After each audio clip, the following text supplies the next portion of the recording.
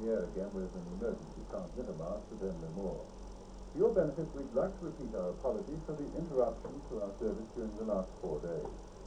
Our programs for the rest of the day are as billed in the TV time, but during this coming week some alterations to our billed programs have been made, and these changes concern some of your programs missed since Wednesday.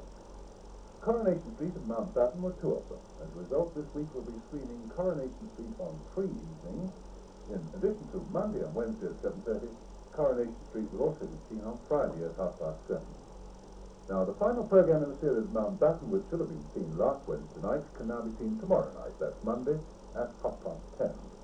As a result, The Untouchables will move to Friday at 11 o'clock. Right? Untouchables Friday night this week at 11 o'clock. Coronation Street Monday, Wednesday and Friday at 7:30. Mountbatten tomorrow, Monday night at 10:30.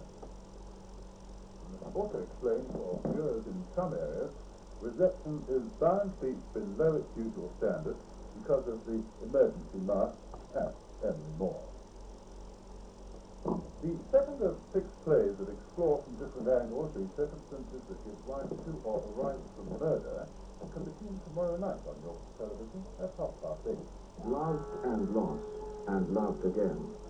Old wounds have healed, but there's a scar. Someone must have suffered, or will suffer. Is Yorkshire Television with the news of what's been happening in the world around us from ITN at 6:02.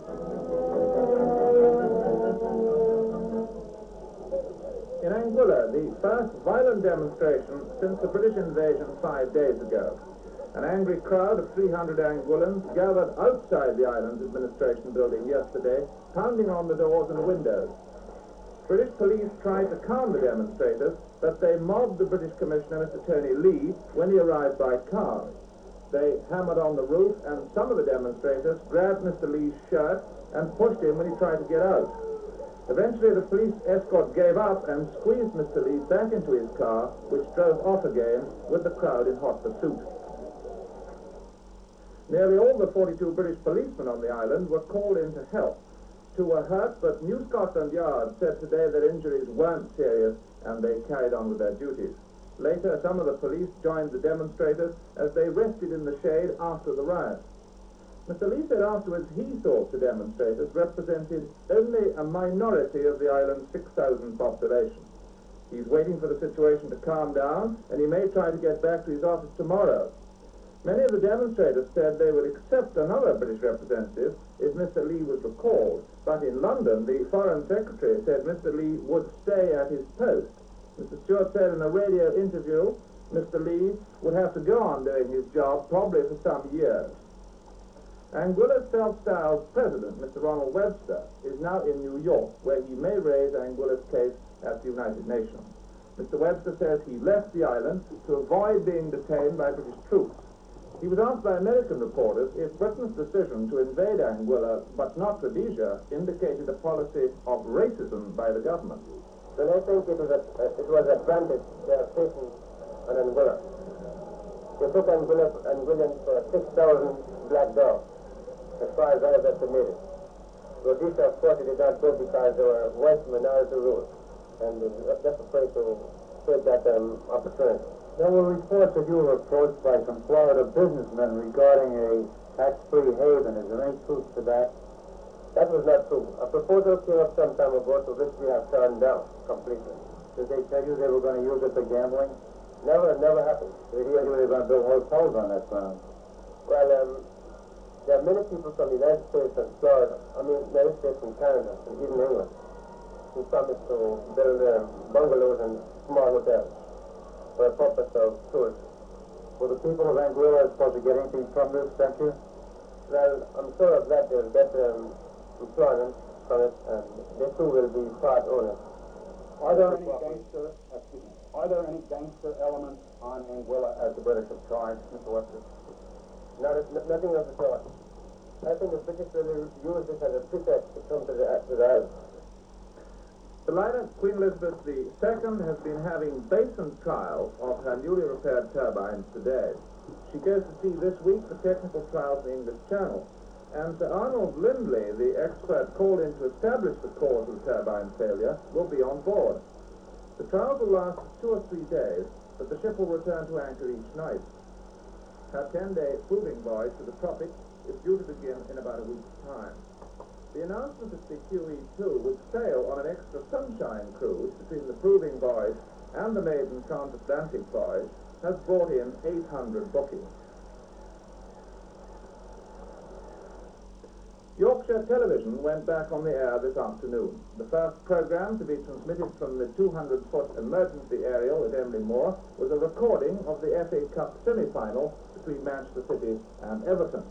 The company say they'll bring viewers up to date with serials and special programmes they've missed since the 1,260-foot Emley Moor transmitter mast collapsed last Wednesday. It's not yet known how much of the area will be covered by the temporary area. President Ayub Khan of Pakistan has appealed to East Pakistan to save itself from self-destruction. Law and order has been breaking down in continued riots, and trouble now seems to be on the way to West Pakistan too. In the capital, Karachi, troops with fixed bayonets mounted guard on government-controlled Radio Pakistan. More troops were deployed in industrial areas of the city after widespread labor trouble. In Karachi, about 300 left-wing students screaming "murderers" stormed the American embassy, tore down the American flag, and set it on fire. 3 truckloads of police rushed into the building and drove the students out. And there's been a border clash. Pakistani and Indian troops exchanged fire across their border last night, 200 miles north of Calcutta. In Vietnam, the communist offensive continues. Viet Cong guerrillas made 20 rocket and mortar attacks on bases and towns up and down the country. Casualties and damage were slight. The Americans have disclosed that over 2,000 paratroopers are operating close to the Ho Chi Minh Trail on the Laotian border in the hope of preventing guerrilla attacks on the northern cities of Hue and Da Nang.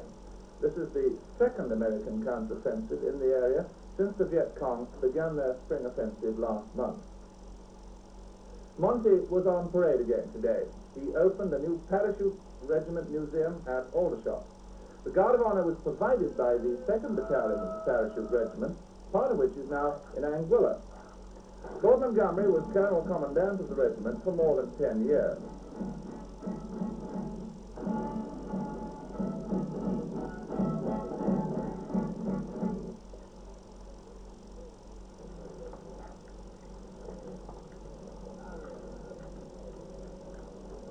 The museum houses models, photographs, medals, uniforms, and weapons associated with airborne warfare.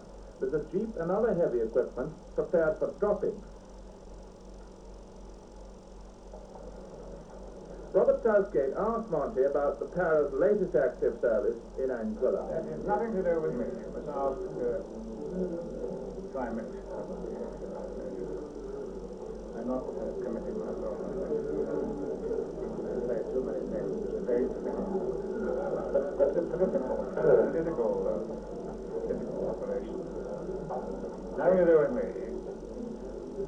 Beating up the Anguillians. Nothing to do with Thor Heyerdahl, the Norwegian explorer who sailed the balsa wood raft Kon-Tiki across the Pacific, is building a boat made out of papyrus reeds to cross the Atlantic from Morocco to Central America next summer. Built near the pyramids in Egypt, it will carry a 6-man expedition led by Mr. Heyerdahl, who's on the left, to see if the ancient Egyptians could have reached the early civilizations in Central America. The boat is modeled on a design used at the time, and it will be 45 feet long. Mr. Heyerdahl is employing tribesmen from Central Africa who still use papyrus boats to sail Lake Chad.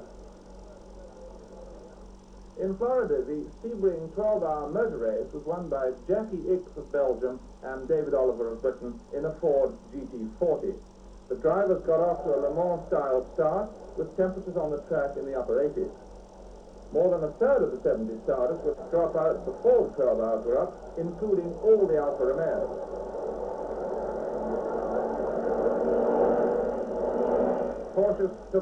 Porsche took the lead at first, then Ickx moved to the front in 4th place when mechanical troubles forced the Ferraris and Porsches into the pit.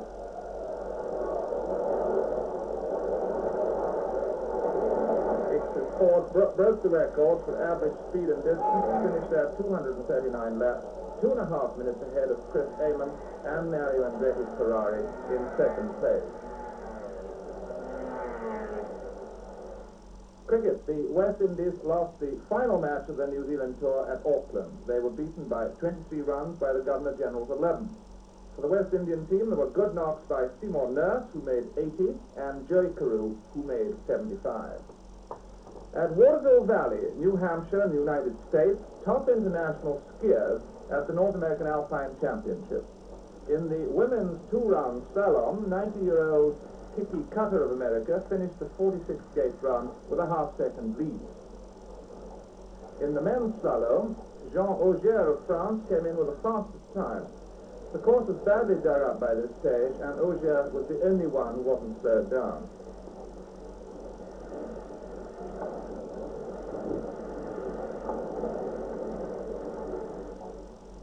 The overall champions were Gertrude Gabel and Karl Schranz of Austria.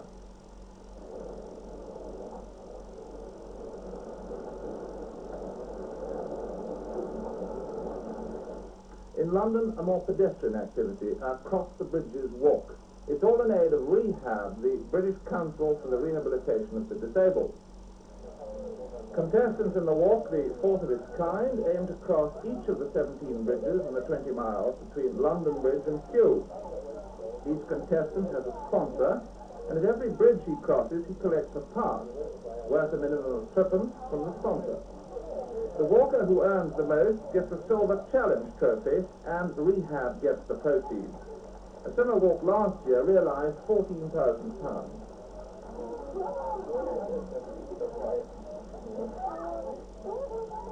Scouts from all over the country have been in Chingford in Essex for the annual sedan chair rally. They made the sedan chairs themselves, and some ranger guides gamely volunteered to ride in them. Over 100 teams started a 4-mile course to Epping Forest.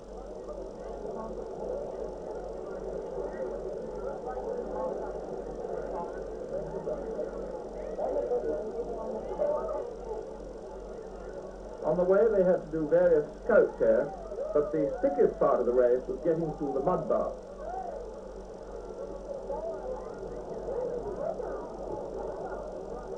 And there was a bumpy end for the rider of the first sedan to reach the winning post. That's all from us for the moment. We'll be back later. More news.